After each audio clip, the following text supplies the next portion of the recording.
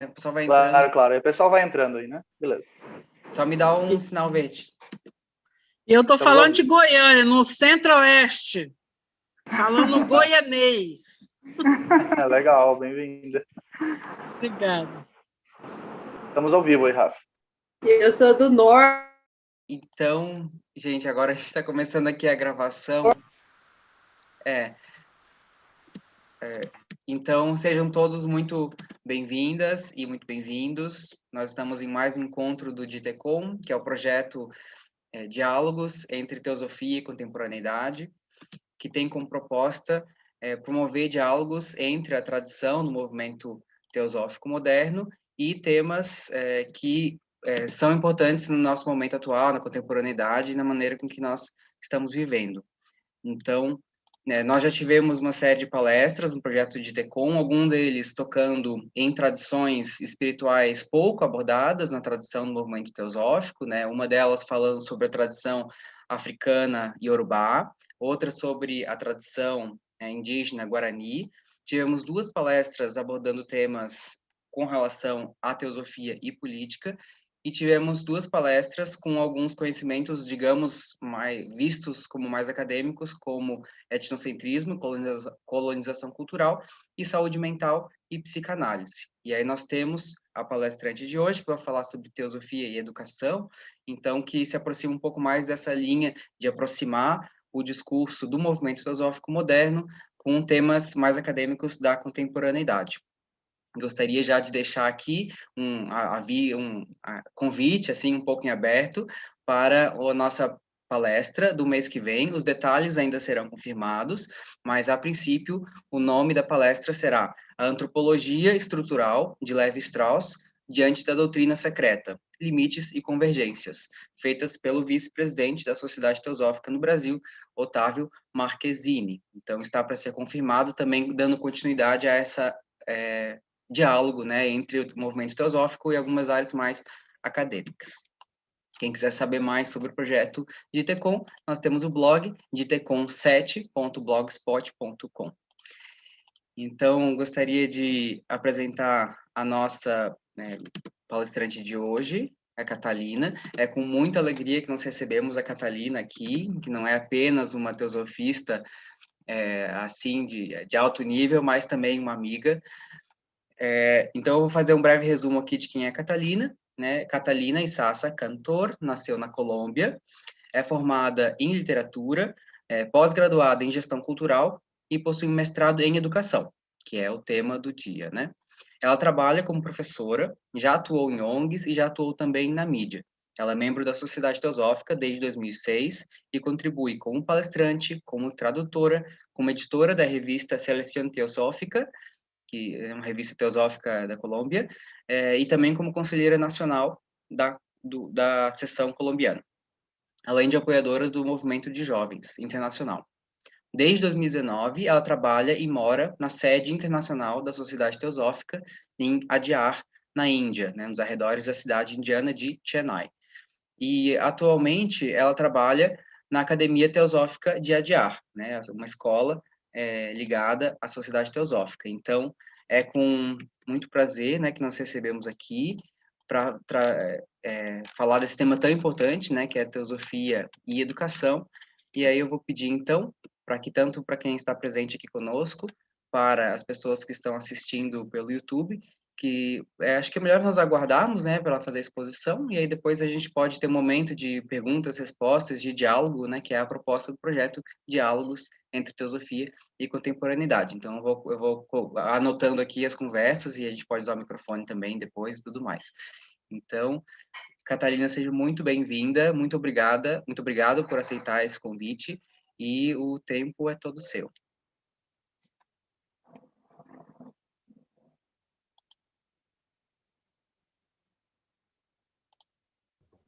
Ô, Catalina, microfone. Eu sempre esqueço, obrigada, Nanda. Então, eu agradeço muito ao Rafael, a todo o grupo organizador do DITECOM no Brasil, pelo convite para compartilhar com vocês hoje sobre esse tema que é tão querido para mim. Eu Envio um abraço para todos os amigos e amigas que hoje estão assistindo essa fala. Eu sempre falo que quando eu estou próxima do pessoal da Sociedade Teosófica do Brasil, eu me sinto em casa, porque é uma parte da minha família. Se vocês foram minha família por muito tempo, aí eu fico muito feliz por esses convites. Bom, o tema de hoje, como o Rafael estava falando, é um tema bastante relevante e importante para a construção de uma nova humanidade, para o contexto que a gente está vivendo na atualidade, porque a educação é a base, é o alicerce de qualquer mudança que tenha que ser feita. E também essa situação que a gente está vivendo em todos os níveis de assistência nos mostra a necessidade de uma transformação que deve começar no indivíduo e que é o caminho para essa construção da nova humanidade. Então, se a gente olha ao nosso redor, a gente vê que por muitos anos a gente está vivendo uma crise, embora desde o ponto de vista técnico, científico ou tecnológico a humanidade esteja avançando a passos de gigante. Do ponto de vista ético, moral, espiritual, psíquico, lamentavelmente não está acontecendo o mesmo. E sem ir mais longe, a gente agora, desde o ano passado, o ano retrasado, a gente está vivendo uma das maiores crises em termos de pandemia mundial. E depois de mais de um ano de vivermos essa situação, vemos que não só a pandemia continua, nos revelando que nem sempre é o conhecimento científico, acadêmico, tecnológico que vai solucionar os nossos problemas. Mas o que é ainda mais preocupante é que os comportamentos da maior parte da massa humana parecem não estar mudando, ou pelo menos não ao mesmo ritmo que a pandemia está avançando. Então, há um ano, ou um pouquinho mais de um ano, quando toda essa loucura começou, muitos falavam com um pouco de esperança que talvez essa crise global que está afetando tantas pessoas, que está tirando a vida de muitos e que mudou completamente as dinâmicas e a normalidade da maior parte do mundo, talvez ia fazer com que houvesse uma mudança, uma toma de consciência maior sobre qual é o nosso verdadeiro papel no mundo, qual o verdadeiro sentido da vida. Mas, afinal, a pandemia está nos mostrando que, sim, todos somos afetados de um jeito ou outro, evidenciando a interconectividade e a interdependência da Terra, mas, porém, parece que as coisas não mudam muito ao interior do ser humano. E o sentido da individualidade, embora a gente esteja sendo mais consciente da interconectividade, a individualidade continua a prevalecer sobre a coletividade. E ainda vemos grupos, vemos indivíduos que, mesmo no meio dessa crise, ainda continuam pensando no próprio benefício, que incluso chegam a negar as verdadeiras dimensões da pandemia e continuam a se focar nos objetivos particulares, que deixam para trás as necessidades de muitos. E toda essa vivência que a gente está atravessando agora, toda a crise que a gente está vivendo na nossa sociedade, nos leva a uma reflexão sobre qual a origem de todas essas tragédias e de todo o sofrimento. E há muitas explicações. Há explicações desde as ciências exatas, desde as ciências sociais. Elas são variadas e flutuam de acordo com as diversas crenças, com as diversas teorias, mas muito além de qualquer causa ou qualquer teoria acadêmica que prevaleça, ou qualquer teoria, explicação desde a razão e da lógica, a verdadeira causa de todo quanto acontece mora no próprio ser humano. Então, o Buda diria, a causa do sofrimento é o desejo. Então, a gente tem que ir um pouquinho além da simples teoria, da simplesmente racional, e começar a procurar dentro de nós todas as razões que estão fazendo com que estejamos no meio de uma crise. Então, para essa transformação acontecer e poder voltarmos para dentro, eu acho que a gente precisa do que eu chamo, ou a gente aqui na Academia Teosófica de Adyar chama uma educação transformativa. O que é uma educação transformativa? Uma educação transformativa é aquela que tem a virtude e a força para transformar, para fazer uma mudança. E essa transformação começa no coração e no interior de cada um de nós. No entanto, o enfoque que prima atualmente na nossa educação é muito diferente. Basicamente, a forma em que a gente entende e aplica o conceito de educação tem a ver com proporcionar aos seres humanos a possibilidade de sobreviver na sociedade, de obter um emprego, de encaixar dentro de certos padrões que têm sido estabelecidos. Trata-se de uma educação que oferece ao indivíduo melhor e mais informação e que lhe dá mais elementos para a sua autoafirmação, mas não necessariamente para a sua transformação. Então, enchemos as mentes de conhecimento, semeamos na mente e no coração das crianças que eles têm que ser os melhores, que eles têm que fazer o que esteja ao alcance deles para conseguir o melhor emprego, ter os melhores resultados na escola. E o que se faz com isso é afirmar muito mais o egocentrismo. E com isso vem um sentido maior de separatividade. Há uma concepção errada do que é realmente educar, e acredita-se que essas informações são a receita ou aquela educação da competitividade. Vai dar ferramentas para aprovar nas provas, para ter um diploma, um bom trabalho, encaixar na maquinária social que tem sido criada e que é completamente antinatural, contrária à natureza e completamente inorgânica. Mais adelante eu vou falar um pouquinho mais sobre a organicidade.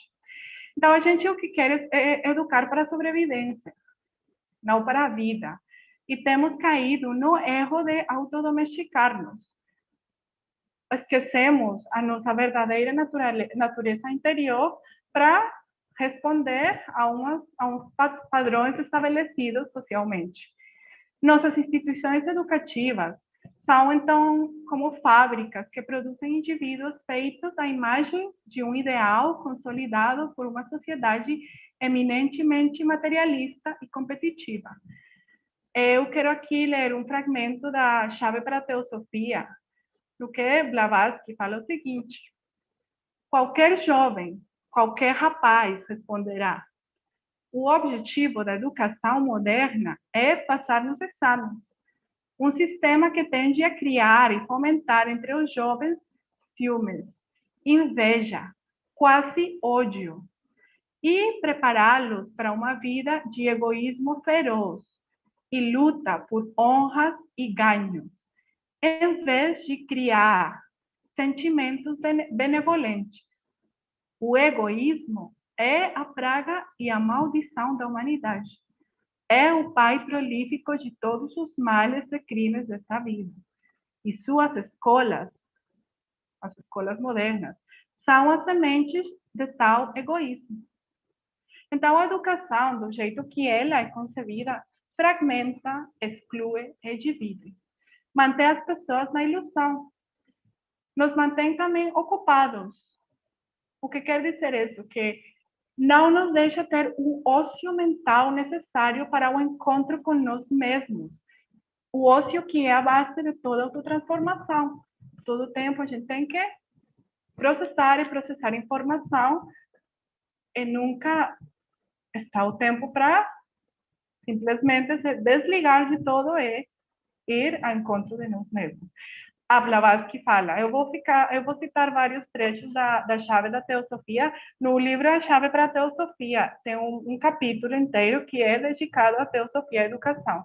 Quem estiver interessado, eu recomendo a leitura desse trecho do livro, é muito interessante, dá muita luz acerca do que deveria ser a educação, real educação teosófica.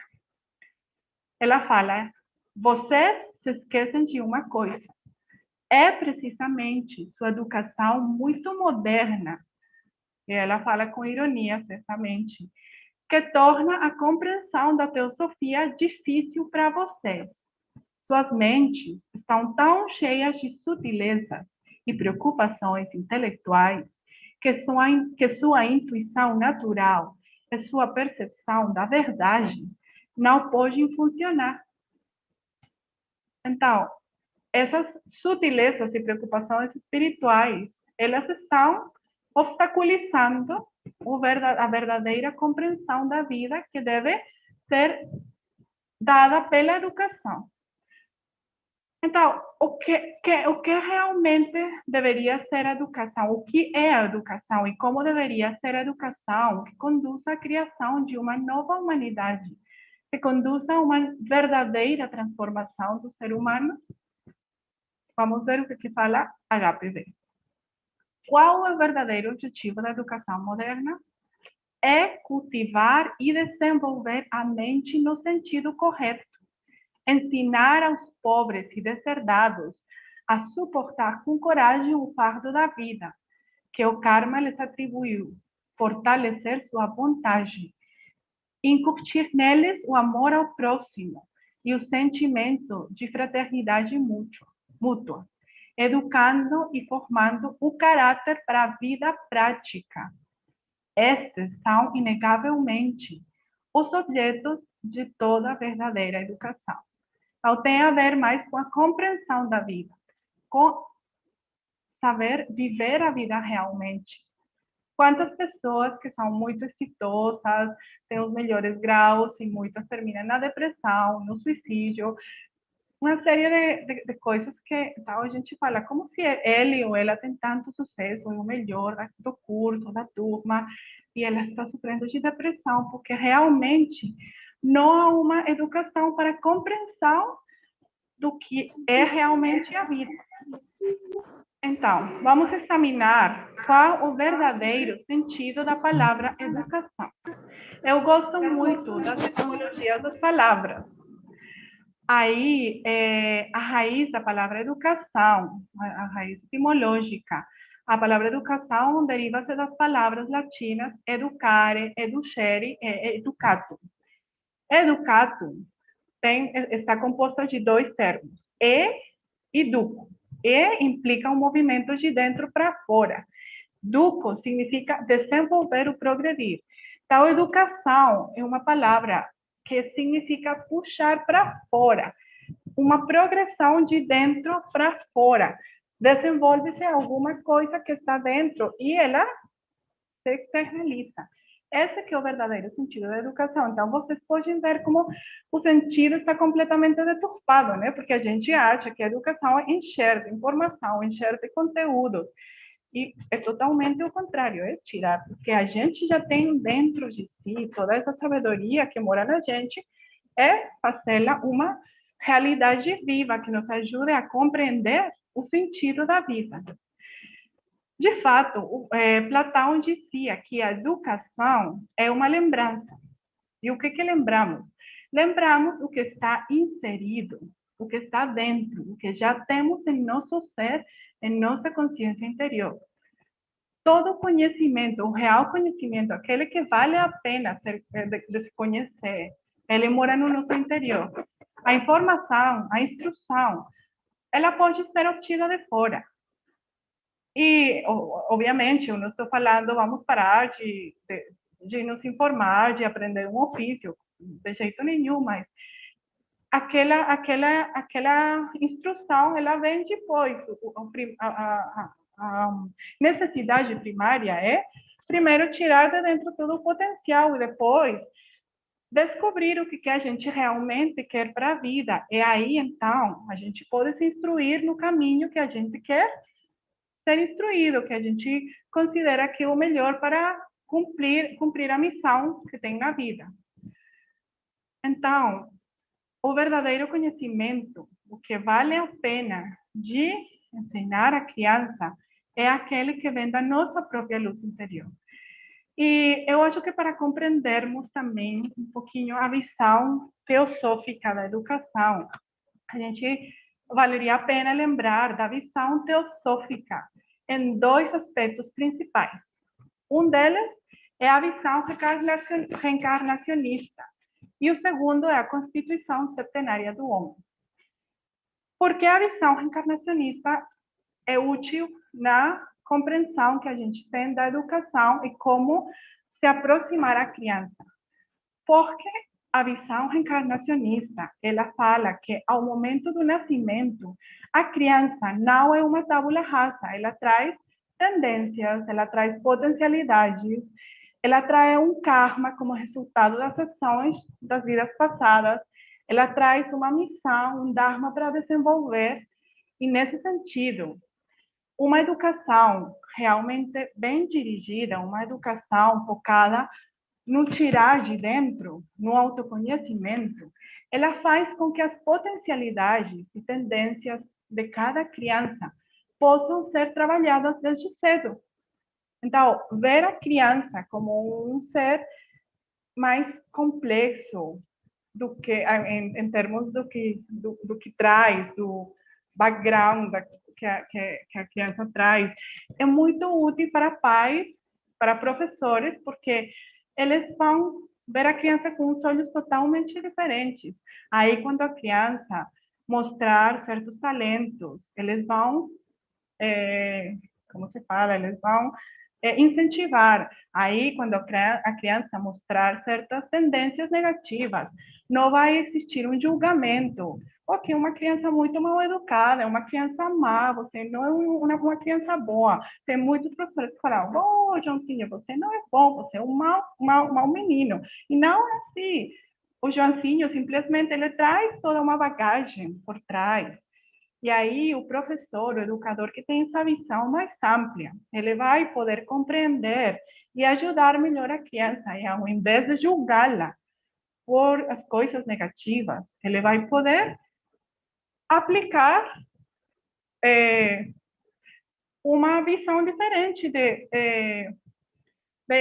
incentivar e de potenciar as qualidades contrárias. Então, se Joãozinho é uma pessoa que tem uma tendência à mentira, por falar alguma coisa, o educador que entende que pode ser uma tendência da criança, ele vai, ao invés de julgá-lo, ele vai começar a incentivar o valor da verdade nessa criança.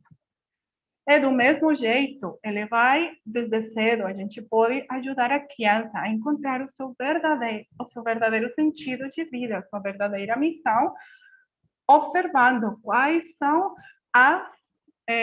os talentos que a criança tem. Então, a visão reencarnacionista ajuda muito a entender muito melhor o que é realmente a criança. E a segunda coisa que eu mencionei tem a ver com a Constituição Septenária do Homem. A gente não é só o corpo físico, não é só o corpo mental, não é só as emoções. A gente tem uma Constituição que tem que atua em outros planos da manifestação. Somos seres espirituais. E compreendermos que, em essência, somos essa luz que provém da mônada e que a nossa natureza mais profunda é a divindade mesma, muda totalmente o decorrer da educação, porque somos seres divinos, e isso é o que a educação deveria tentar nos fazer desenvolver, eduzir, tirar de dentro essa divinidade que mora em cada um de nós. De fato, uma das principais ideias da Annie Besant, que também foi uma pioneira da educação aqui na Índia, tem em várias cidades da Índia muitas escolas que foram fundadas pela Annie Besant. E ela a Maria Montessori, que também ela passou um tempo aqui na Índia, aqui na Sociedade Teosófica de Adyar, e foi aqui que ela começou a desenvolver todo esse pensamento da educação, que revolucionou completamente a educação da época. Aí, para elas, é muito importante a formação nos primeiros anos de vida da criança, porque é nesse momento que estão latentes todas as possibilidades que a criança traz. Com o tempo, a vida, a sociedade vai nos enchendo de coisas, mas quando a criança está pequena ainda, especialmente nos primeiros 7 anos de vida, Aí é muito importante como a gente se aproxima das crianças, como educa. Por quê? Porque ambas olharam para a criança de um ponto de vista holístico, que leva em conta a reencarnação e nos mostra que a criança tem um caráter, uma consciência prontos para funcionar. Essa é uma cita da Maria Montessori. A criança tem um caráter e uma consciência prontos para funcionar quando nasce e traz certas tendências. Portanto, os primeiros anos são cruciais e a criança deve receber o estímulo apropriado durante esse período. Então, nesse sentido, a verdadeira educação, a única educação possível é a do crescimento da consciência, da autoconsciência. E o espírito da educação é precisamente desenvolver essa autoconsciência que remove as barreiras entre a mente inferior e a mente superior. O processo de educação, então, torna-se muito importante nos primeiros anos de vida, mas é importante também entender que o processo de educação é um processo vitalício. Ele não para quando a gente sai da escola, da universidade, do doutorado, seja o que for. É um processo constante. E aqui tem outro conceito da teosofia, que é o plano da evolução, que a gente fala do plano divino. E é que a mônada desce e começa a envolver-se em veículos da matéria cada vez mais densos e começa a viver experiências que fazem com que ela evolua e cumpra finalmente o seu destino final, que é voltar a unir-se, a se unir com a mônada. Então, se a gente tem em mente que a própria existência é um processo de crescimento e evolução constante, nesse sentido, a vida mesma, a educação, a vida em tanto que educação e a educação em tanto que vida, é um processo vitalício.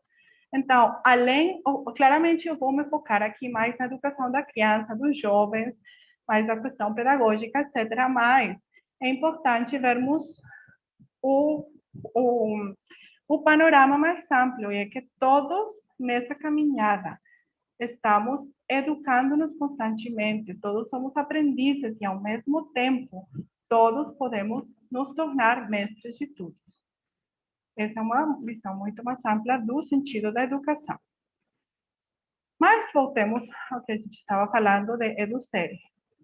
Educar, então, é remover os véus que estão dentro de nós mesmos. E talvez por isso seja que o Sócrates dizia: homem, conhece-te a ti mesmo, assim conhecerás o mundo, porque somos todos a mesma essência divina. E conhecerás os deuses. Por quê? Porque já vimos que a gente vem daquela mônada divina. Tu és um deus. Então, conhecerás o mundo e conhecerás os deuses. Bom, então, isso faz com que aquela acumulação de aprendizados, ler um monte de livros de texto, cada vez tenha menos sentido como essência da educação. Eu insisto novamente, não estou falando de deixar completamente isso de lado, simplesmente renunciar a toda a formação acadêmica, não. Cada quem tem que decidir qual é o que ele sente ou ela sente que deve fazer, mas nesse sentido que a gente está falando de educação, nós somos o próprio livro de estudo. E, portanto, a educação deve centrar-se na criança e não no professor. Muito frequentemente fala-se de que a educação deve preparar para a vida. E claro que sim, mas para que classe de vida estamos preparando? Para perpetuar o sistema que tem demonstrado que não traz harmonia, que não traz a paz, a fraternidade. Para perpetuar o sistema da competitividade? Não.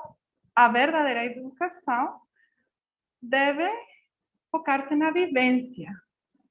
Um sistema de ensino que espera que uma criança aprenda sobre as estrelas, as plantas, o parlamento, a geometria, o mundo, lições de vida, etc., sentada em uma sala de aula, num local único, é um pouco contraditório. Então, primeiro vamos ler o livro de nós mesmos, vamos, como educadores, vamos identificar na criança todas as potencialidades e as tendências que ela traz.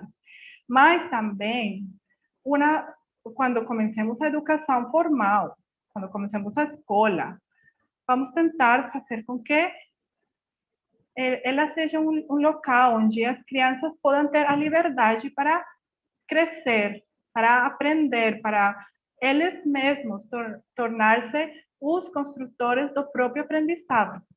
Então, aqui eu quero falar um pouquinho da escola. Eu vou ir falando de algumas características da escola, do professor, dos educadores, dos pais, da educação mesma. E eu vou ir falando um pouquinho como que a gente tenta fazer isso aqui na Academia Teosófica de Adyar. Só para contextualizar um pouquinho, a Academia Teosófica de Adyar, ela foi fundada em junho de 2019. E aí ela é a primeira escola teosófica no sentido que ela quer tentar trazer uma verdadeira educação transformativa. Ela é inspirada nas escolas que foram criadas nas Filipinas pelo Vicente Rauchini. Eu acho que alguns de vocês devem conhecer ele. Se vocês não conhecem os projetos da Golden Link, chamam-se as escolas das Filipinas, eu realmente recomendo muito que vocês vão ver como que eles estão também fazendo com que uma educação teosófica transformativa aconteça. Então, para a Academia Teosófica de Adyar, o que a gente faz exatamente é tentar fornecer à criança de uma atmosfera que lhe permita indagar em todos os aspectos. Nós temos a bênção de ter a escola no campus da Sociedade Teosófica, que é um dos 2 pulmões da cidade. Então, é um local cheio de natureza. Tem aqui a clínica de animais, hospital de animais, onde o pessoal cuida de animais. Então, as crianças têm a oportunidade de estar em constante contato com a natureza. Então, as lições que a gente tenta dar para as crianças, a gente tenta dar do modo mais vivencial possível. Então, se a gente vai falar o ciclo da borboleta, a gente tenta identificar onde que tem eu não sei como se fala, talvez o Rafael pode me ajudar, caterpillar, como se fala em português, oruga? Não, é a lagarta. Lagarta, sim, a lagarta. Então, a gente procura onde que são as lagartas.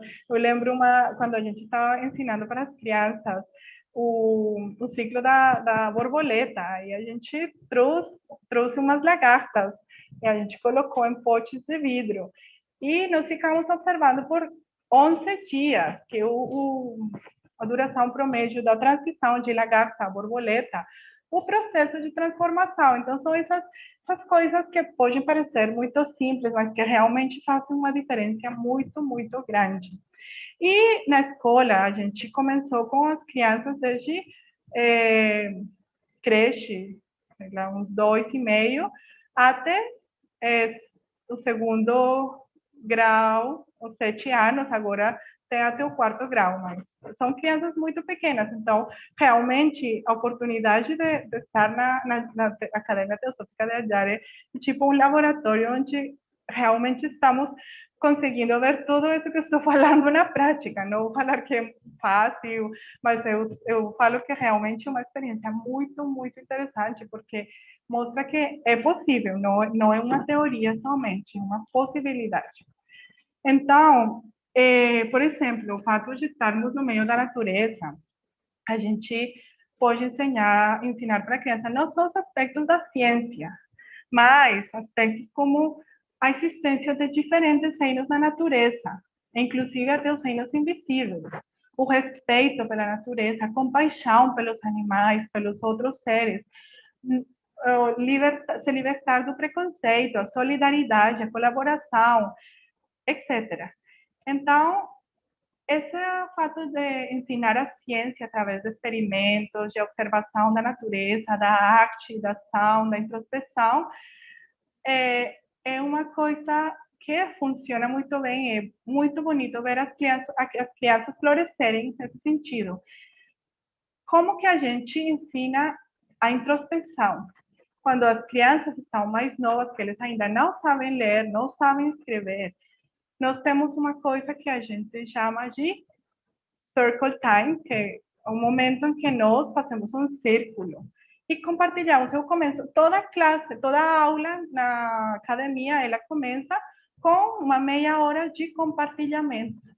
E nessa meia hora, a gente só pergunta para as crianças o que você fez ontem, como que você se sente, quem quer compartilhar alguma coisa. E elas espontaneamente começam a fazer esse exercício de introspecção, é uma forma, através da pergunta, tipo o método socrático, que a gente consegue despertar essa introspecção na criança. Quando as crianças são um pouquinho mais velhas, que elas já conseguem ler, escrever, aí tem a escritura do diário. Diariamente, eles escrevem no diário o que eles sentiram, o que eles gostaram, o que eles não gostaram. Então, é um jeito de prática de fazer com que a introspecção e esse conhecimento de si mesmo comece a acontecer. Então, com a questão da pergunta, além de utilizar a pergunta...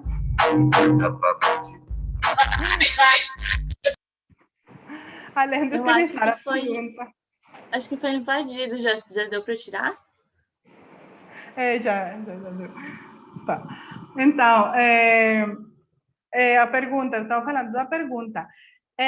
Não só nós tentamos acordar esse sentido do autoconhecimento através da pergunta, mas também permitir a criança fazer perguntas. As crianças são científicos por natureza, curiosos por natureza. Então, a pergunta é uma questão fundamental em qualquer educação diferenciada que a gente queira fazer. E o educador deve permitir esse fluxo e tentar responder da melhor maneira, ou encorajar o estudante a procurar as respostas, orientá-lo da melhor maneira possível. Toda criança é um buscador, é um cientista, um analista, um anatomista. Todas as crianças têm uma curiosidade intelectual insaciável inata e uma inclinação para a busca. Então, o que a gente faz com esses momentos de conversa, com esses momentos de partilha, é precisamente fazer com que eles comecem a se habituar a essa pergunta, tirar as respostas de dentro. E nunca a gente julga as respostas que eles dão. Jamais. A gente só deixa eles se expressarem. Isso aqui. Então, também, as atividades que a gente tenta fazer é para que eles vejam como que eles podem aplicar na vida prática. Por exemplo, nós fazemos cozinha, classes de cozinha, nós ensinamos a eles a fazer as tarefas de casa, coisas que eles vejam que o aprendizado tem um impacto na vida prática, o que talvez mais academicamente chama-se de aprendizagem significativa, como a aprendizagem realmente pode ser útil para a vida prática. Então, é importante também ver a criança, fazer ver a criança que nenhuma tarefa é trivial. Fazer a criança entender que cada um deles joga uma parte importante no equilíbrio do mundo. E com isso, a gente, faz com que não seja a competitividade a que prime, mas a solidariedade, a cooperação. A educação deve propiciar o autoconhecimento para evoluir do eu a nós, como uma aproximação à unidade e à verdadeira fraternidade. O espírito de competição deve ser substituído pelo de cooperação.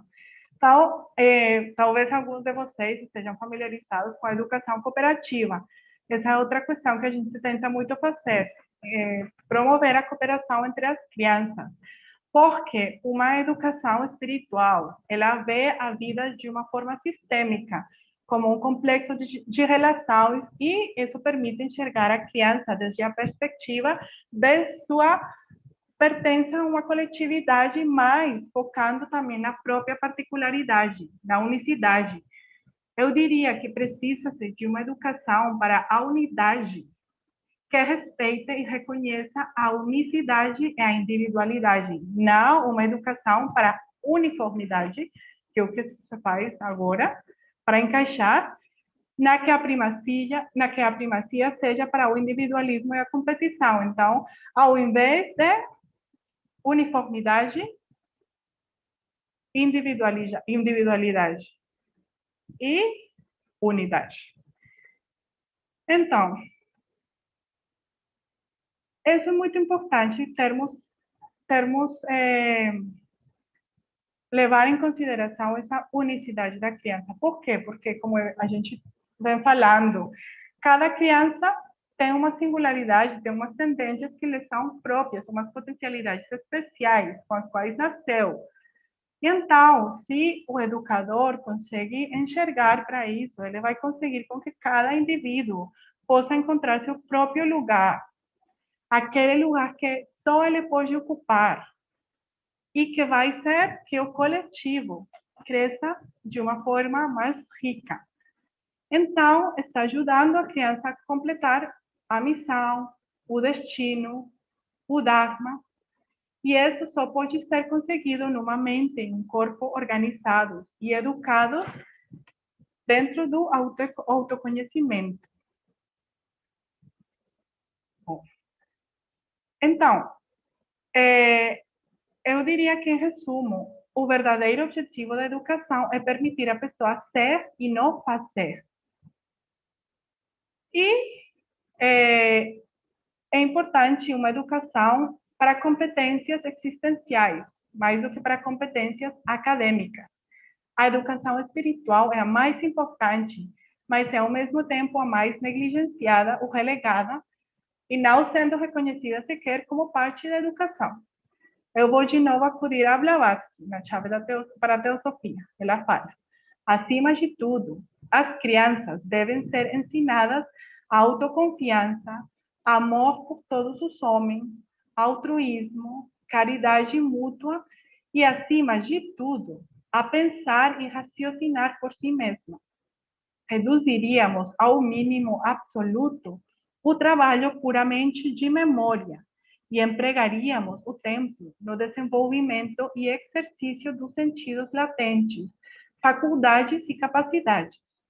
Procuraríamos tratar cada criança como uma unidade e educá-la de modo a produzir a manifestação mais harmoniosa e igualitária de seus poderes, para que suas aptidões especiais encontrassem seu desenvolvimento pleno e natural.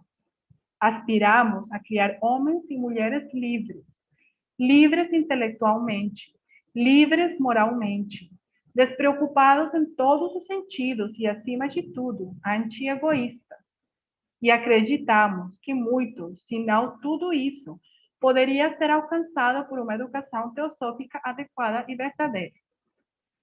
Então, essa é a base de uma educação teosófica. E, nesse sentido, eu acho que vale a pena examinarmos um pouquinho como deve ser a escola teosófica, como o educador, que inclui o padre e professor, eu vou falar pai e professor, porque os dois são os educadores da criança, e como deve se tratar a criança.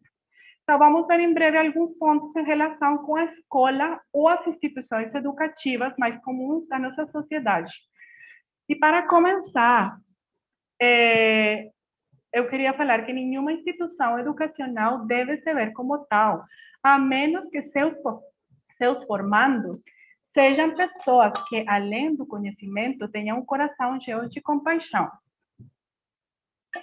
Neste ponto, que eu vou falar da instituição educativa, seja o colégio, a escola, a universidade, que são as mais comuns que a gente tem hoje em dia, eu gostaria de voltar às etimologias. Eu vou ler as etimologias das 3 palavras: colégio, escola e universidade. Colégio provém do latim collegium, que quer dizer associação de colegas, pessoas que se reúnem para trabalhar em conjunto. Então, para trabalhar em conjunto. Escola é uma palavra que vem do latim escola, que por sua vez vem do grego escolher, que traduz lazer, tempo livre. E isso nos faz pensar em brincar, aprender brincando, e é completamente diferente o sentido que a gente tem da escola. Tempo livre, não, a gente está todo o tempo inteiro sendo enchido de conhecimento e sendo demandado de fazer, fazer, fazer e fazer. E a universidade, que vem de unus, que é unicidade, vertere, que desdobrar, dar meia volta, voltar, e tar, que é um sufixo que denota qualidade de alguma coisa. Quantidade, universidade, verdade. Então, universidade é a qualidade de virar em direção à unidade, à unicidade. E tem a mesma etimologia da palavra universo e universal. Então, uma universidade é qualquer associação ou comunidade orientada para voltar a si mesma em direção à unicidade, a um objetivo comum. Vemos como as três etimologias não têm nada a ver com o que realmente tem virado as universidades, as escolas, os colégios na atualidade. Nada a ver com o lazer, nada a ver com as pessoas que se reuniram para trabalhar em conjunto, que se reuniram para orientadas a um bem comum. Acho que todas essas palavras têm sido deturpadas pela maquinária mais competitivista. E então, vemos que o que tem todas aquelas etimologias é um sentido de colaboração, de trabalho conjunto, de universalidade, de espaços necessários para deixar aflorar toda a riqueza e as potencialidades que a gente tem dentro. Então, por que é tão importante, por exemplo, o lazer? O ócio produtivo, que chamam. Porque é nesse momento no qual a gente para e realmente tem o tempo para introspecção. E eu vou falar um exemplo que eu já tenho escutado muitas vezes. Talvez vocês também tenham escutado, mas acho que é útil para ilustrar esse ponto. A questão da gravidade, o Newton não descobriu, entre aspas, a gravidade no laboratório, enquanto ele trabalhava. Não foi quando ele foi tranquilo, falou que eu não vou dar mais pensamento para isso, eu vou ficar na minha, que ele teve aquele clique. Foi no momento de ócio produtivo que ele fez isso. Claro, obviamente, aquela ideia estava funcionando na cabeça dele, mas se ele simplesmente fica, se a gente fica o tempo inteiro enchendo de pensamentos, se não deixa a mente quieta por um momento, aí nunca vai conseguir ir além. Mas, para que a realização da verdadeira missão dessas instituições educativas seja uma realidade, a escola deveria servir como mediador entre o lar e a realidade. E, realmente, a escola deve ser como um segundo lar. A escola é o local onde a criança vai depois de estar em casa. Então, o que os professores deveríamos proporcionar para os estudantes é um ambiente de lar, de casa. Então, isso em relação com a escola. Agora vamos falar um pouquinho do papel do educador. E, mais uma vez, eu acredito que todos somos educadores, não somos pais e professores, mas, já que a gente está focando mais na escola, eu vou focar um pouquinho mais nos pais e nos professores. Então, lembremos que a verdadeira educação é aquela que faz sobressair o melhor do indivíduo. O primeiro passo para que isso aconteça, a tarefa do professor é ajudar ao aluno em sua autodescoberta. E ele tem que começar por entender que nada pode ser ensinado. O professor não é um instrutor, o professor é um ajudante, é um guia. E sua missão é sugerir, não impor.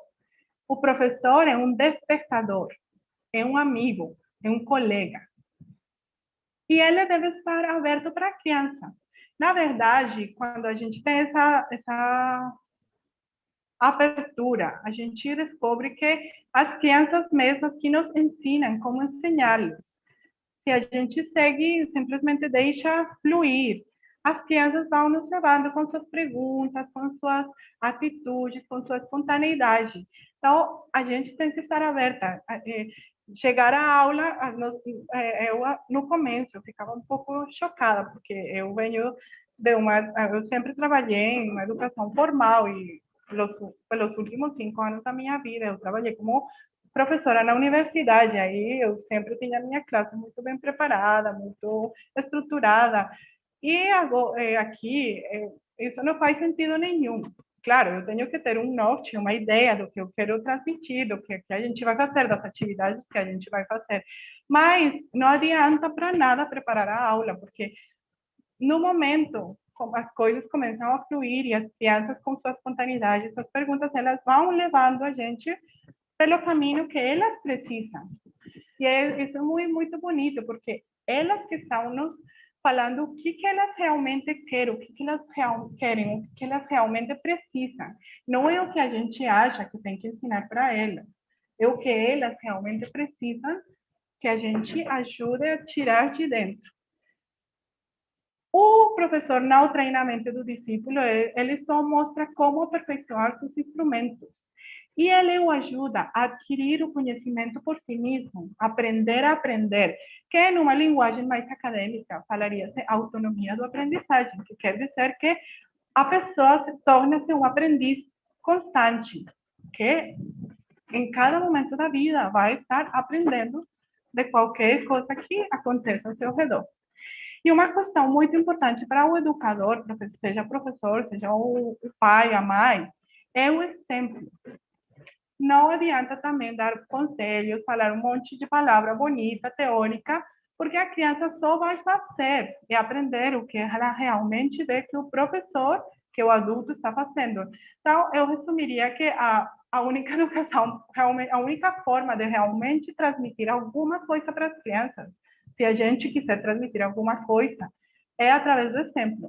É a única coisa, a gente não precisa falar uma só palavra, só se comportar de uma maneira exemplar. Então, o professor, nesse sentido, o educador deve tornar-se uma pessoa que esteja também em autodesenvolvimento constante. E o verdadeiro professor também é aquele que pode se tornar centenas de pessoas ao mesmo tempo, porque ele vai colocar-se no nível do aluno, de cada aluno, de uma forma diferente. A gente tem que tratar o aluno, cada um, de uma forma especial. Somente um professor assim pode ensinar. Isso em relação com o professor.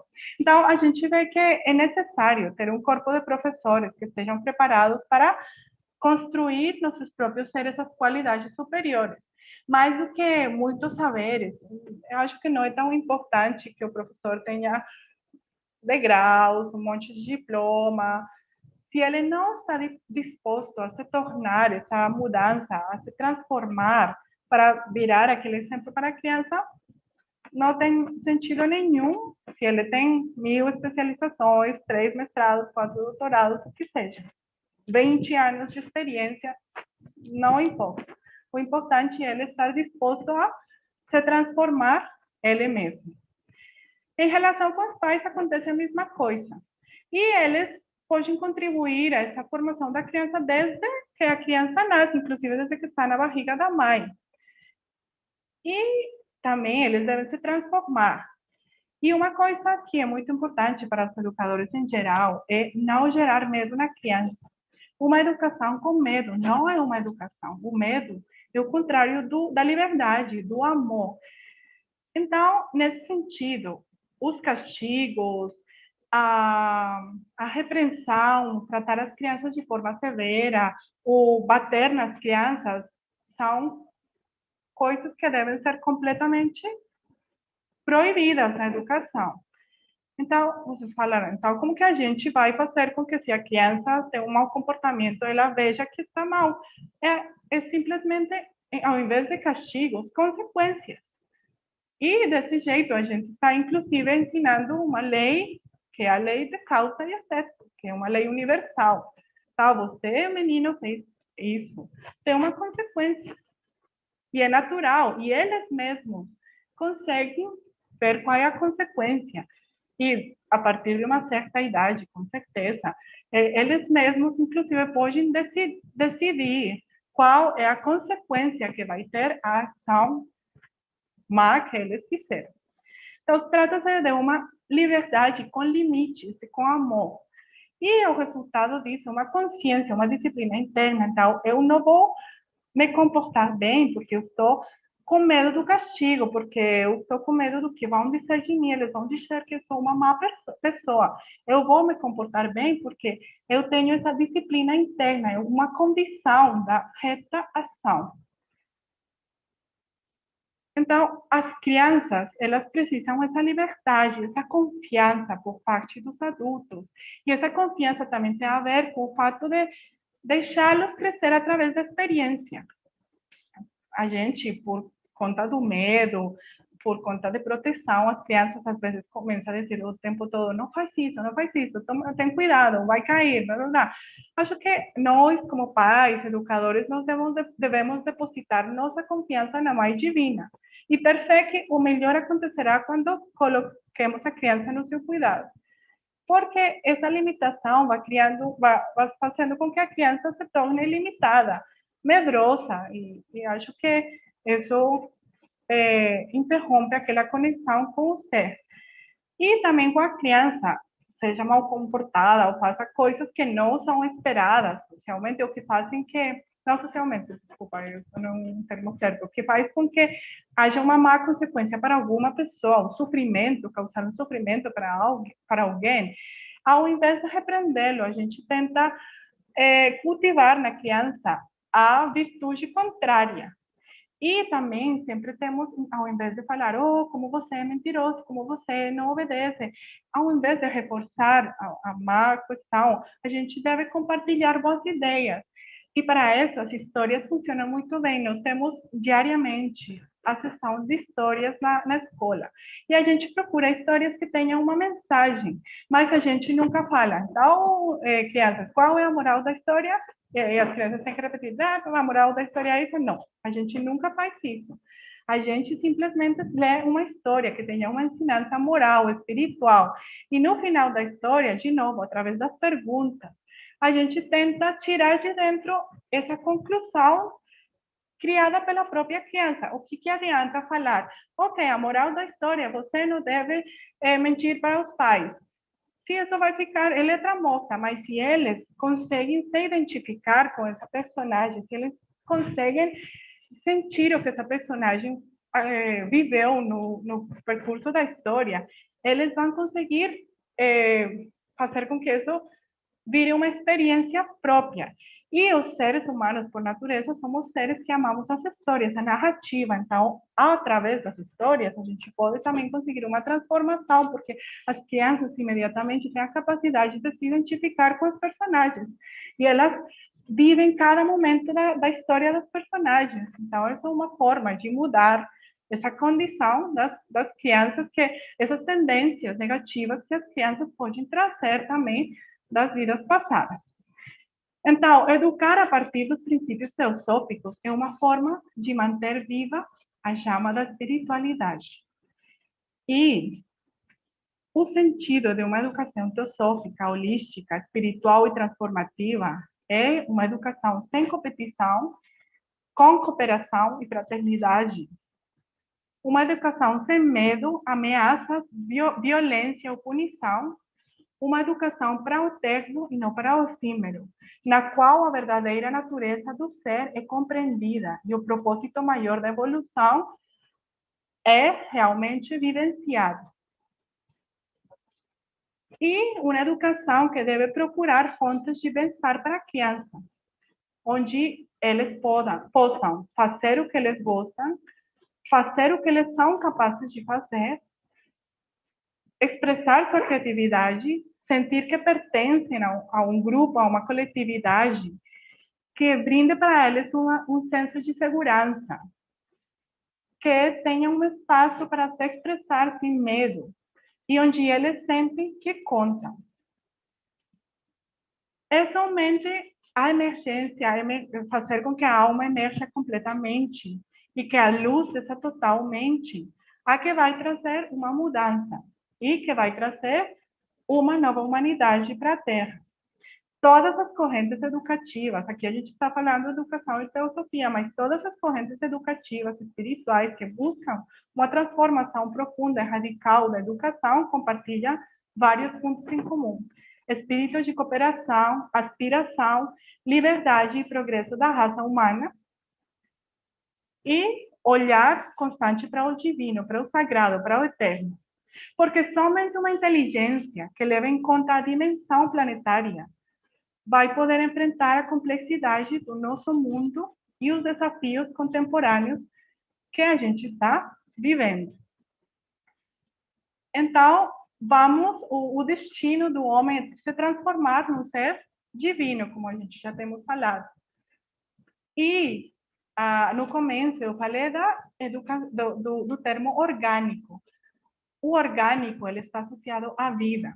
Então, para uma concepção espiritual da educação, tudo tem vida, tudo é orgânico, tudo tem a possibilidade de se transformar e de propiciar uma transformação. A educação, em resumo, deve ser uma educação orgânica.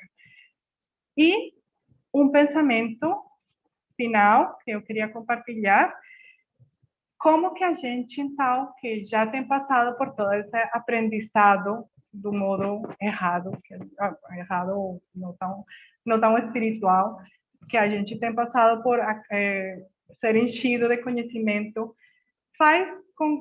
pode fazer uma transformação. Eu acho que podemos nos focar na desaprendizagem. Então, para nos tornar aprendizes constantes e ir ao encontro da nossa própria essência, temos que começar a desaprender o que nos foi ensinado desde o nascimento. E para isso, a meditação, nos aproximar dos conhecimentos espirituais, são uma ajuda muito grande. O maestro tem uma pequena frase do maestro Kutumi que eu quero compartilhar com vocês, que fala: você tem muito a desaprender. Os estreitos preconceitos de seu povo o prendem mais do que você suspeita. Eles o tornam intolerante com as pequenas ofensas dos outros a seus padrões artificiais de propriedade e o predispõem a perder de vista o essencial. Então, o desaprendizado é o primeiro passo para a autotransformação, para nos tornarmos constantes aprendizes. Uma educação para a nova humanidade requer, então, que todos tomemos consciência de nosso papel de eternos aprendizes e constantes mestres. E, desse jeito, vamos nos tornar mestres e criadores, arquitetos de nosso próprio destino e do destino da humanidade. Basicamente, essas são algumas das ideias que eu queria compartilhar com vocês hoje. Aí, desculpam o meu portunhol. Há muita coisa, com certeza, em relação com a educação, que talvez não tenha sido mencionada, mas acredito que a gente vai ter um diálogo e talvez algumas questões relacionadas a essas questões que talvez eu não tenha mencionado podem surgir na conversa que a gente vai ter agora. Então, era isso que eu queria trazer para vocês hoje. Novamente, muito obrigada. Catalina, muito obrigado. Eu acho que você não precisa se desculpar pelo seu portunhol, eu acho que ele é português, pelo menos ele é muito claro. Eu acho que as pessoas ficam impressionadas com o seu português, pelo menos eu fico, porque é tão difícil para estrangeiros falar português, e o português é muito claro. Mas muito obrigado pela sua fala. As pessoas estão comentando aqui no chat, né? Eu vou deixar esse espaço aberto para perguntas. Só queria trazer já alguns comentários, que no YouTube, o Alex Sobreira comentou que a Maria Montessori, né, falava da criança que poderia aprender brincando, com lazer, pela estética e com tempo livre e com liberdade. Um ócio para criar, pensar, estudar e construir novas possibilidades. E aí comentou também de Sócrates, que falava sobre o professor como mediador, que traz uma reflexão e tira os valores internos. Aí não sei se tu queres comentar alguma coisa, mas eu também fiquei de só mandar um abraço, um cumprimento do Sérgio Moraes, né, o presidente da Sociedade Teosófica do Brasil, porque ele agora, nos últimos minutinhos, ele teve que sair, acho que tem algum compromisso às 4 horas, mas ele pediu para eu mandar o seu abraço e cumprimento Manda por de ele. volta, por favor. E aí eu queria fazer uma pergunta inicial, enquanto o pessoal também vê se tem alguma questão querendo trazer, que é o seguinte, é uma pergunta meio longa, eu vou tentar ser sucinto, para não virar aquelas mini palestras, né? Mas essas tradições pedagógicas que são associadas com o movimento teosófico, né, tanto o Rudolf Steiner, né, quanto Montessori, quanto até o método Krishnamurti, de certa maneira, cada uma delas trouxe uma contribuição e uma riqueza, né? Ao mesmo tempo, às vezes, esses métodos, de maneira geral, não é que eles sejam assim, mas às vezes eles construíram uma reputação de serem abordagens muito centradas no indivíduo. Então, ele se desenvolve emocionalmente por meio da arte, sem decoreba e tal, mas que muito ainda como indivíduo, não como um ser humano imerso na sociedade, né? E perspectivas outras, desde Vygotsky, mas até, se a gente for pensar a pedagogia crítica de Paulo Freire, pensam muito, né, o indivíduo socialmente como parte da sociedade, e aí vai ter muita ênfase naquilo que você trouxe até da Blavatsky, né, de pensar a educação como um espaço para desenvolver fraternidade, solidariedade, né, pensar no outro, pensar no coletivo e, principalmente, numa educação que transforme uma nova sociedade, uma nova humanidade, né? Então, eu queria te fazer essa pergunta, assim, será que essa abordagem que você está experimentando, vivenciando em adiar, será que ela consegue pegar as coisas boas desses dois lados, assim, ou será que existe essa questão ainda, esses dois...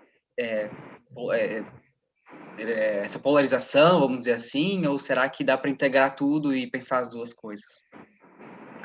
Então, eu pensaria duas coisas. A primeira, eu acho, ok, aqui na Academia Teosófica de Adyar, na verdade, a gente bebe o melhor de cada uma dessas correntes pedagógicas, não? Então, é muito interessante porque é bem sincrético. Aí na aula você pode ver, tem um cantinho, que é o cantinho Montessori, aí tem um monte de material da Montessori, e então a gente também tem aquele negócio da educação Waldorf, que é a questão da arte, do desenvolvimento a partir da arte e tudo mais, mas também aquela liberdade de aprender do Krishnamurti. Então, tem todas, eu acho que tem as melhores coisas de cada uma das correntes educativas alternativas, que a gente chama, e que fazem com que talvez esse sincretismo tenha uma versão mais universal da educação, de um lado. Mas também eu acho que a questão de se centrar no indivíduo. Eu acho que a intenção, mas essa é a minha opinião muito pessoal, a intenção de se centrar no indivíduo é mais do que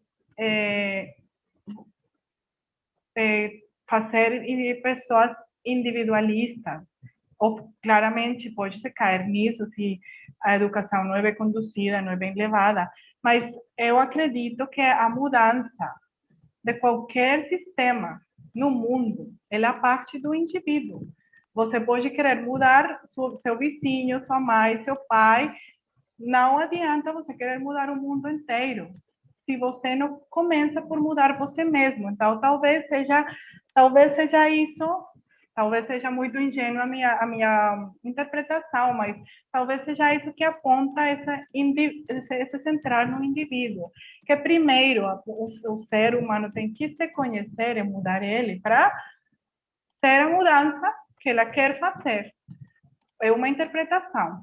Mas, com certeza, eu também concordo que, às vezes, esse tipo de educações alternativas podem criar crianças um pouquinho alienadas da realidade, né? Porque, finalmente, o mundo continua girando e continua sendo o que o mundo é. E aí tem que tentar conciliar as duas visões. E na verdade, nesse sentido, eu acredito muito na visão da Academia Teosófica de Adyar, porque ela e de Golden Link. No Golden Link, eles têm uma visão de educar para a vida, no sentido de fazer com que o indivíduo tenha todo esse autoconhecimento, mas também eles têm uma visão bem prática. Aí eles dão às crianças e aos estudantes ferramentas para achar um bom emprego, para ser exitosos também na vida profissional, do jeito que a gente enxerga o êxito, que é ter talvez um bom salário, um bom emprego, mas o que eu acho bem interessante é que mesmo que as pessoas tenham que se desenvolver na sociedade, como a gente tem a concepção de sociedade, assim, a mudança ela não acontece de um dia para o outro. É um processo, talvez a gente nem viva para ver a mudança. Eu tomara que ela aconteça algum dia, não? Mas essas são as sementes. Mas, pelo menos, fazer essa aproximação mais individual da pessoa, ela faz com que mesmo se as pessoas vão se submergir na corrente social que está acontecendo atualmente, elas sejam indivíduos diferenciados, porque eles foram criados desde cedo de uma maneira diferente. Então, não sei se eu respondi a pergunta, eu acabei indo por outro lado, mas... Não, respondeu sim, respondeu sim. Então tá, eu vou... Quem tá aqui no Zoom, né, também se quiser levantar a mão e falar no microfone, mas de qualquer maneira, Letícia... Opa, eu vou passar para o Charles, mas antes eu vou só ler a pergunta que a Letícia escreveu aqui no chat, pode ser? Que ela escreveu, né? Quais são as pequenas coisas que o indivíduo pode contribuir na sua vida cotidiana para praticar o altruísmo e não só viver no ideal dela, nos tempos de era de aquário e colapso de crise mundial? Ok. Quais são as pequenas coisas que o indivíduo pode Contribuir na sua vida cotidiana para praticar o altruísmo. Ah, tá, ok. Então, eu vou responder com uma das questões que a gente também tenta potenciar nas crianças. Talvez a gente, às vezes, acredite que as grandes ações são as mais relevantes. Então, eu vou lá ajudar a todas as pessoas pobres ou doentes do bairro, da cidade. Mas e a minha família? O que acontece com a minha família no cristianismo? Eu não sei como que é a tradução para o português, mas eu vou fazer uma tradução livre. Tem um ditado que faz: caridade começa em casa. Então é isso, a caridade. As primeiras coisas que o indivíduo pode fazer é tipo que a gente fala, que a gente fala para as crianças. Hoje o que a gente tem uma questão, eu tenho desenhado uma questão que chama-se o quadro da amabilidade. Então, a gente fica perguntando para a criança, o que você fez para pôr no quadro da amabilidade? Aí ela fala, não, eu ajudei minha mãe a dobrar as roupas, eu ajudei meu avô, porque ele não consegue caminhar bem, porque ele tem uma perna quebrada, sei lá, então eu levei ele para o banheiro, coisas desse jeito. Então, a gente fica todo dia incentivando as crianças para ajudar em casa, o que for, para as pessoas que estão em casa, para os vizinhos. Então, agora que a gente está na pandemia, estamos tendo aulas virtuais. Aí, uma das coisas que a gente fez, dos deveres de casa que a gente pôs para as crianças, hoje você vai ligar para 2 dos seus vizinhos e você vai falar para eles como que você está, como que você se sente, vai ficar batendo um papo com eles um tempo, e aí, tipo, vai fazer com que essa pessoa mude um pouco daquela cotidianidade fechada que estava vivendo. Então, acho que são coisas muito simples, como a Letícia fala, que são na vida cotidiana, do dia a dia, começar por fazer com que a criança tome a consciência da importância que é se preocupar pelo outro, ajudar nas tarefas de casa, como ele, inclusive sendo tão pequeno, porque nossas crianças, as que eu estou dando aula nesse momento, eles têm 4, 5 anos, mas eles podem fazer uma grande diferença em casa. E com essa mentalidade, eles crescem sabendo que eles podem fazer uma diferença na sociedade também. Aí, quando eles sejam maiores, eles vão querer ajudar o próximo, as pessoas que estão ao redor deles, e cada vez vai crescendo a maior escala. Isso seria uma das coisas práticas que eu trazeria. Então tá, podemos passar para o Charles, então, e depois a Joyce? Paulina, primeiramente, parabéns e obrigado por ter... Ô, Charles, sua voz está cortada. Está bem cortado, Charles. Será que a gente passa para a Joyce e depois a gente tenta de novo? Pode ser? que a gente não está conseguindo ouvir nada. Vamos passar para a Joyce, depois você vê se melhora, Charles. Joyce, pode... Oi, Catalina, tudo bem? Oi, Muito Joyce. prazer te ver de novo. Também. A sua palestra. Eu estava pensando, eu tenho sobrinhos de 4, 7 e 5 anos. E elas, e a minha irmã, né, ela está no Brasil, aí ela manda muita foto, aí tem uma foto assim que quando eles voltaram para a escola esse ano, né, estavam todos usando a máscara, até a pequenininha que não queria usar a máscara em casa, que eles foram treinados para usar a máscara, né? Aí eu falei, nossa, que bonitinho, as crianças, né, na escola, que disse que a menor, quando viu na escola que estava todo mundo de máscara, aí ela colocou a máscara, né? Então, assim, aí eu falei para minha irmã, nossa, mas né, uma adesão assim tão fácil, né? Porque em casa, às vezes, eles são muito rebeldes com a gente, não querem fazer nada que a gente pede. Eu sempre achei graça, assim, também, que a minha sobrinha, quando eu levei ela para a escola algumas vezes, quando eu estou em Brasília, ela não fazia nenhuma, assim, falta de educação comigo, era sempre, assim, pegando na minha mão na escolinha, sabe? E eu achava isso impressionante, porque em casa, não, em casa, tudo que você pede, ela faz o contrário, sabe? Então, assim, que a escola tinha essa coisa, né, que só o ambiente parecia que já tinha esse caráter educador. Mas uma coisa que me preocupa, né, quando eu penso em educação, é assim, as crianças parecem que estão tendo uma educação, assim, apesar de tudo, né, apesar dessa sociedade, assim, que tem os valores que a gente considera, assim, errados, da competição, não tem cooperação, mas, assim, até quando eu tenho algumas lembranças da minha educação, que é bem mais, né, diferente da de hoje, eu tenho boas lembranças, mas como que a gente educa, ou como é que essa educação pensa, por exemplo, na questão dos educadores, né, dos pais, da sociedade, porque, né, a educação não é só a criança na escola.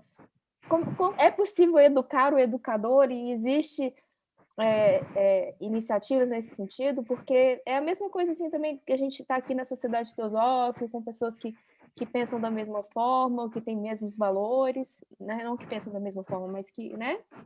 A gente tenta também estar sempre aprendendo, mas é muito difícil, às vezes, a gente estar lá fora nessa sociedade que você descreveu também, ou nessa forma né, errada de ver a vida, né, que as pessoas estão muito buscando só o individualismo e não a coletividade, né? Você falou tantas coisas que, né? Então, a pergunta seria mais ou menos nesse sentido, é possível dialogar com esse universo que a criança também está em contato, né? Que não é só a escola?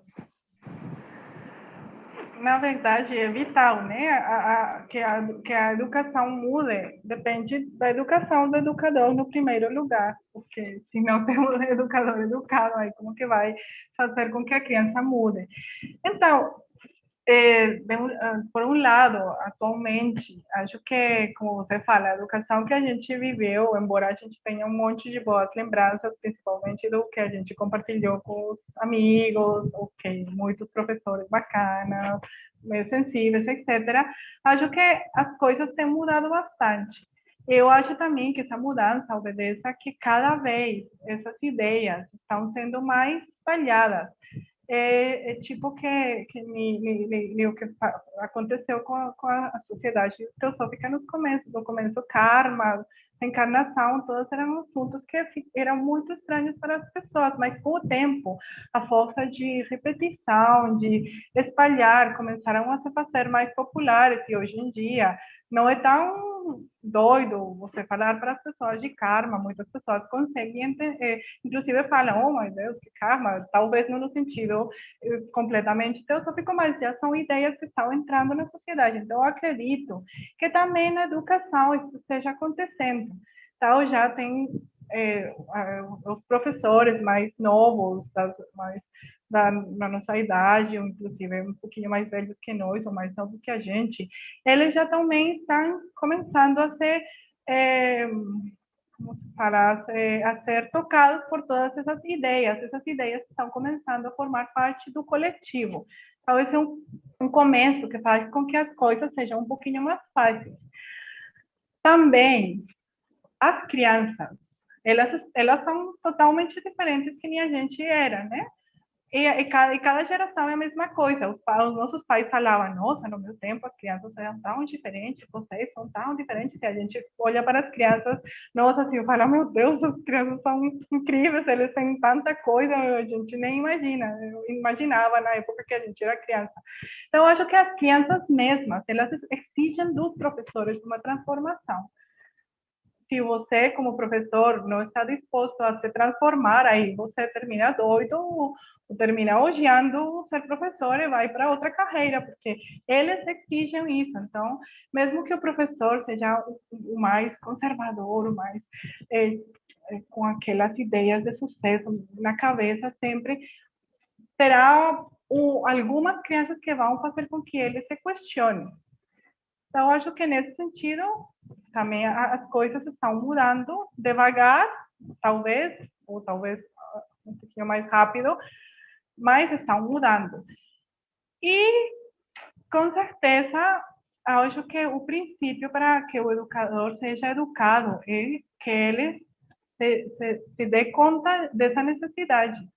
Do contrário, não adianta também tentar fazer nada, porque se o educador acha que ele está fazendo o correto, então não vai adiantar, mas então tem aquela questão que eu falava, as crianças elas estão exigindo, as novas gerações elas estão exigindo uma mudança.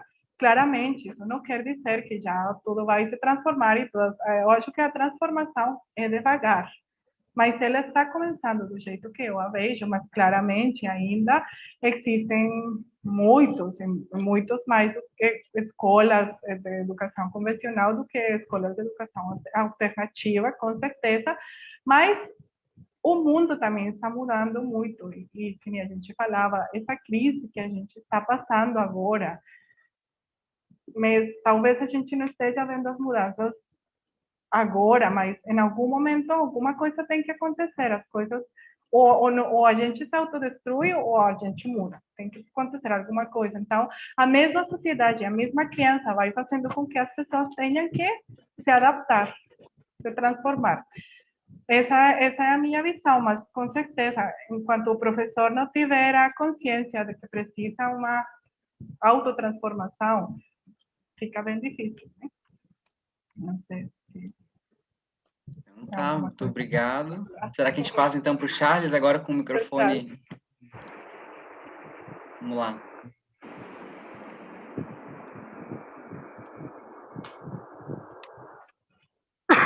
Não, tá vindo áudio para vocês? Para mim não tá vindo áudio. Não. Enquanto o Charles conserta ali, só para comentar que várias pessoas elogiaram aqui no chat, né? Então, Raquel disse que a palestra é muito linda, Ananda, Teobaldo, Joyce, Isis, estão vários elogios aqui no chat que eu não queria deixar passar. Charles, consegue falar? Não, o áudio não está vindo, Charles. Meu Deus. Algum desafio tecnológico. Enquanto o Charles consegue, eu queria só uma coisa que veio na minha cabeça relacionada com a pergunta da Joyce. Também, para que isso aconteça, eu acho que os pais, eles devem se posicionar. Então, se os pais, eles querem também uma transformação, eles devem exigir para as escolas, né? Essa é uma opção também que pode acontecer. Veio para a minha cabeça agora. Tá, é isso. Eu tenho uma perguntinha também, não sei se o Charles quer tentar fazer funcionar, ou vou lançar minha pergunta. Catalina, que é um tema, eu vou falando, então eu vou ver se o Charles ele vai dando um jeito, que é sobre uma questão, que é sobre essa questão da educação teosófica, né, e religião. Porque, por um lado, né, eu acho que até já acabei olhando um escrito que acho que era do George Arundale, que acho que ele fala alguma coisa como, né, as crianças como deuses em potencial, né, todos somos deuses em potencial, então toda essa ideia, né, de evolução, de reencarnação, que você comentou também na palestra e tudo mais, são ideias que às vezes podem esbarrar, que entram nesse campo da religião, né, e por um lado tem uma preocupação com até onde que é possível a gente ter escolas confessionais, né, que já seria uma outra abordagem. Então, e aí uma coisa que eu estava pensando, será que como é que se lida com essa questão da religião? Porque se você trabalha, por exemplo, essa questão da reencarnação, dependendo da religião da família, não vai gostar. Aqui no Brasil mesmo, se fosse tocar no assunto reencarnação numa escola, ia ser um problema bem grande, né? Então, como lidar com essa questão, assim, considerando essa abordagem que você falou, né, que considera todo esse potencial, mas ao mesmo tempo sabendo que religião é um tema delicado, assim, né, na escola. Eu não sei como é que é aí na Índia também, outra abordagem, Sim. né? Na Índia é bem diferente, é bem mais fácil nesse sentido, porque a reencarnação forma parte da visão natural da religião na Índia, então nesse sentido não tem tanto conflito. Mas, na verdade, eu acho que a gente nem precisa mencionar aqui, eu estou falando todas essas questões da reencarnação, do karma, porque a gente está no meio teosófico, é uma forma de fazer as pessoas entenderem essas questões.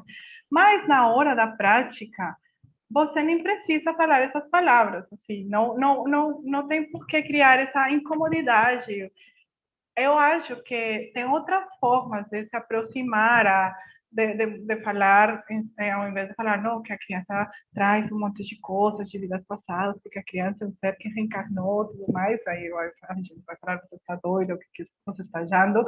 Não, você simplesmente pode trazer uma abordagem diferente, então vamos ver a criança como um indivíduo cheio de possibilidades, vamos tentar desenvolver os talentos que ela traz, então tem todos aqueles termos acadêmicos que a gente pode utilizar, como aprendizagem significativa, aprendizagem autônoma, os talentos das crianças, todas essas coisas que finalmente o mais importante nem é a questão de se a gente acredita ou não na reencarnação. O mais importante é educar a criança do melhor jeito para se desenvolver como o melhor indivíduo possível.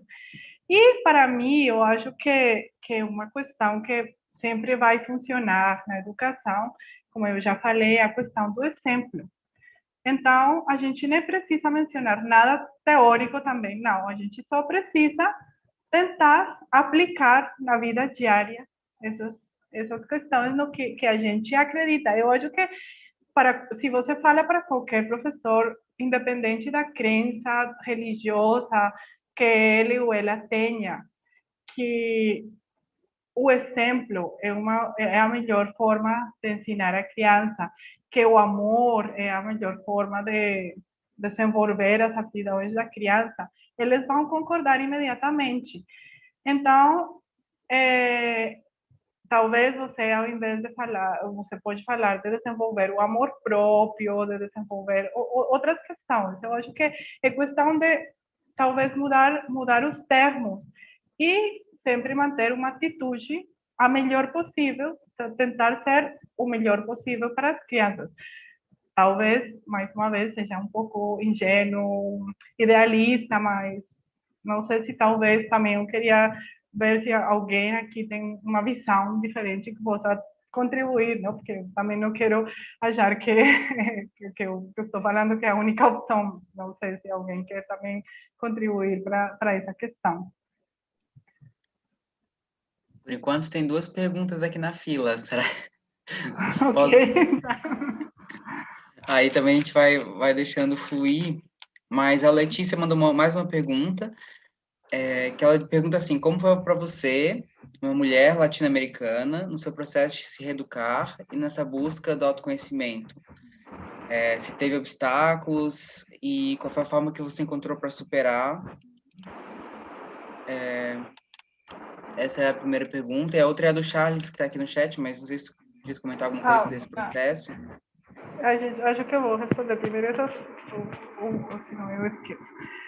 Então, como você viu, eu já esqueci. Pode repetir, por favor? Como foi para mim, uma mulher latino-americana, o processo de... Pelo que eu entendi, né, a pergunta é sobre essa formação, né, de se preparar para esse papel que você está fazendo, pelo que eu entendi. Não sei se a sua formação no mestrado ou na graduação também, né, como professora de letras, deu conta ou foi uma coisa que você foi pegando depois em outros espaços? Não, eu acho que na formação que eu tive, não. Ok, talvez no mestrado, porque o mestrado eu fiz mais recentemente aí. e foi um mestrado especificamente em educação. Eu já tinha algum conhecimento, então eu tentei também voltar para o estudo dessas questões mais alternativas. Mas acho que, no primeiro lugar, eu diria que o processo ainda está acontecendo. E também acho que tem um pouquinho a ver com o que eu falava para a Joyce, no sentido de que as crianças mesmas, elas têm me ensinado a me transformar, porque, embora eu tenha trabalhado em escolas convencionais, na verdade, quando eu comecei a trabalhar como professora de escola, eu não sei, por coisas da vida, eu sempre, inclusive na universidade, eu sempre tenho caído nas escolas, aquelas escolas top, universidade top, que é a mais academicamente, que tem os melhores graus competitivas. Eu não sei porque que eu fui cair nesses locais. Aí, acho que serviu para ser mais consciente ainda da necessidade. E acho que tem um pouco a ver também com a minha natureza, da forma que eu fui criada pelos meus pais, sempre com muito respeito, com aquele deixar a liberdade de ser o que eu queria ser. Então, acho que essa bagagem da forma que meus pais me educaram e chegar a essas escolas tão exigentes, tão competitivas, mas cheias de crianças maravilhosas, que a gente conseguiu fazer mais do que uma relação mestre-aluno, a gente virou amigo, porque eu também comecei muito nova, então eles se relacionavam, eu conseguia me relacionar muito fácil com eles, então o processo foi realmente por conta das crianças, que eu via como elas precisavam outra coisa mais do que essa competição excessiva. Aí elas vinham e compartilhavam comigo as preocupações, aí eu tentava dar o melhor que eu podia dar nesse momento. E aí eu comecei a perceber a necessidade de uma mudança. Então aí também chegou a filosofia na minha vida, mas também desde cedo meus pais têm tido proximidade a todas essas questões espirituais. E eu acho que a atitude que deve primar, que tem me ajudado muito, é a abertura total. Não se fechar a nenhuma, inclusive, nem pensar que só essa visão que eu falei hoje é o único caminho. A gente tem que estar em contato, abertura, e são as crianças que dão o ritmo no qual a gente deve ir. Então, eu acho que o que mais tem ajudado é tipo o desapego, não tentar controlar as coisas, só deixar fluir, é abertura e a constante atitude de escuta, aprendizado, essas coisas. Mas o processo continua, eu acho que continuará por sempre, né? Basicamente, essa tem sido a minha experiência. Então tá, tem duas perguntas aqui do Charles no chat. Charles, se tu quiseres tentar no áudio, tu me interrompe, tá? Mas... Eu tô com áudio agora?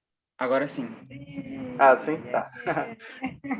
Então, primeiramente, parabéns e obrigado. Que bom que você aceitou o convite. Sua apresentação foi muito inspiradora, com certeza para mim e para muitas pessoas. Essa questão da educação teosófica, né, aqui no Brasil é um tema que a gente ouve falar há bastante tempo. Assim, é um sonho de muitos teosofistas, inclusive meu, de um dia ver uma escola teosófica funcionando no Brasil, né? De minha parte, por exemplo, o meu grande obstáculo é que, apesar de eu ser um educador e tudo mais, eu não saberia por onde começar, né? Na questão prática, a gente tem muitas citações, algumas que você comentou, da Chave para a Teosofia, tem o próprio livro do Vicente Rauchin e outras, né, da filosofia, a gente pode trazer muitas citações. Mas, na construção de uma estrutura pedagógica, metodológica, aí que eu tenho algumas dúvidas de como que funciona na academia teosófica. Então, você já citou que é um sistema um pouco híbrido, né, que utiliza um pouco do que a escola Waldorf apresenta, a escola Krishnamurti. Aí, uma das minhas perguntas seria o seguinte: muito do que você apresentou aqui em outros métodos educacionais, né, em escolas convencionais são questões que são debatidas, né? Se a gente pegar, por exemplo, a questão da pedagogia ativa, né? Ela coloca o aprendiz como protagonista, e a função do educador, ela se modifica, né? Ele se torna um mediador do processo de aprendizagem, onde o aprendiz é que tem que desenvolver tudo aquilo que a gente está falando até agora, né? Então, assim, esse debate do meio acadêmico, tem a Escola da Ponte, por exemplo, que ficou muito conhecida há um tempo atrás, né, e é uma referência internacional. Então, a pergunta é o seguinte: além dessas escolas teosóficas, digamos, né, como a Escola Krishnamurti, Waldorf e outras, existe um diálogo da academia teosófica com métodos, digamos, de escolas normais, digamos, que já estão utilizando essas ferramentas? Nesse hibridismo da academia teosófica de Adyar, existe isso ou não? É um método que está surgindo do zero? Essa é a primeira pergunta. A segunda, deixa para depois, que senão você esquece o que você falou. Então, não é de zero, né? Ele aqui, principalmente, a gente tem tomado muita coisa do Golden Link, não? Das Filipinas. O Vicente, ele é nosso assessor constante, ele fica em contato com a gente, ele tem vindo para treinar os professores, e tem muitas coisas desse modelo que a gente está aplicando na Academia Teosófica de Adyar, mas com certeza também as condições são diferentes, não? A sociedade indiana tem umas características particulares que exigem comportamentos diferentes, né?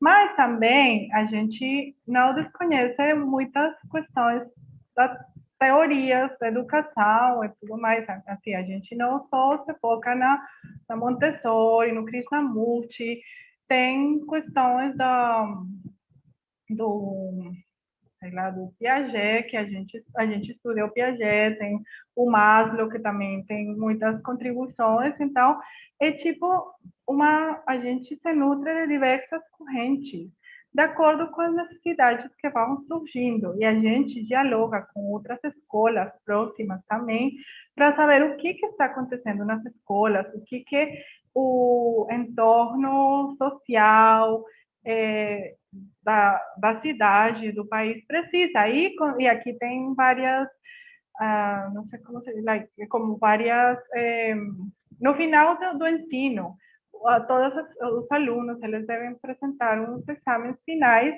eu acho que no Brasil seja o Enem, alguma coisa assim, não?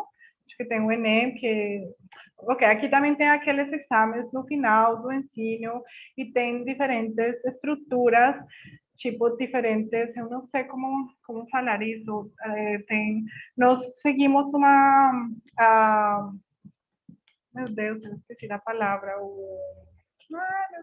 currículo que chama ICC, que é um tipo de currículo que algumas escolas seguem, e tem vários tipos de currículos oficiais do Estado indiano, que as escolas privadas, eles devem escolher um tipo desse currículo dentro do qual eles vão formar os estudantes. Então, não é que a gente desconheça completamente essa parte convencional da educação. Simplesmente a gente tenta trazer todos esses conhecimentos e todos esses saberes de uma forma distinta. Mas, no final, as crianças, e os jovens, quando eles concluem o ensino médio, eles vão ter que, de alguma forma, responder a todas as exigências do Ministério de Educação, do governo da Índia. Então, a gente tem muito claro o currículo que a gente está seguindo, em termos de conteúdos, em termos de competências, etc., mas tentando de fazer com que esses conteúdos sejam adquiridos de um jeito mais orgânico. Por exemplo, até o 5º grau, a gente não tem nenhum tipo de exame.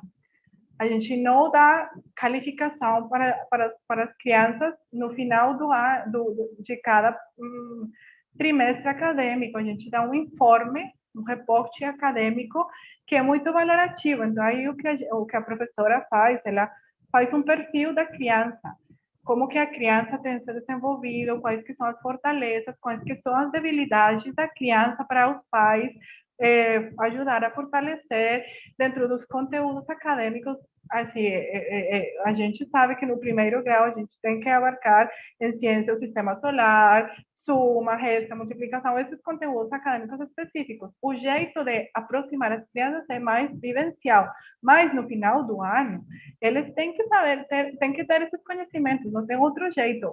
Porque se não fosse assim, aí quando a criança terminar, ela, como a gente falava, vai ser uma criança alienada e não vai poder se adaptar, então vai ser ainda pior para a criança. Tipo, estive na escola, eu vivi 12 anos de coisas maravilhosas, e agora que eu saio para o mundo real, eu não consigo me encaixar, mas eles vão se encaixar com outro tipo de abordagem perante a vida. Então, esse é tipo o objetivo, a gente procura ter um equilíbrio. Então, a gente, para a formação de professores, aí a gente convida pessoas das diferentes escolas alternativas, mas também tem aquelas formações curriculares que a gente convida os expertos do Ministério de Educação para que eles falem quais que são as coisas que a gente deve ensinar para as crianças, quais são os mínimos requerimentos de conhecimento.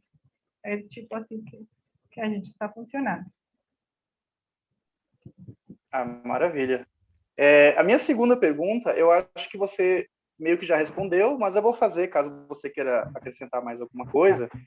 E seria o seguinte, então, você está nos apresentando um ensino, um método bem híbrido, né, que dialoga com várias outras estruturas já existentes, inclusive a educação convencional, digamos assim, né?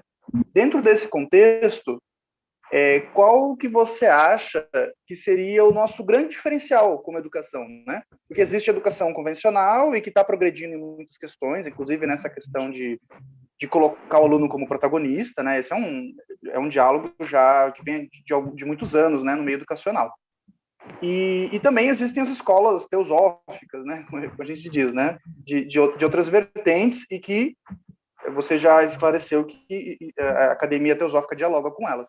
Dentro desse contexto, de que muito do que é feito já existe em outras escolas, qual seria, na sua opinião, o seu sentimento, você que está inserida, né, dentro dessa realidade, o nosso grande diferencial, assim, qual que é o grande motivo, assim, de existir uma escola teosófica dentro do contexto do mundo hoje?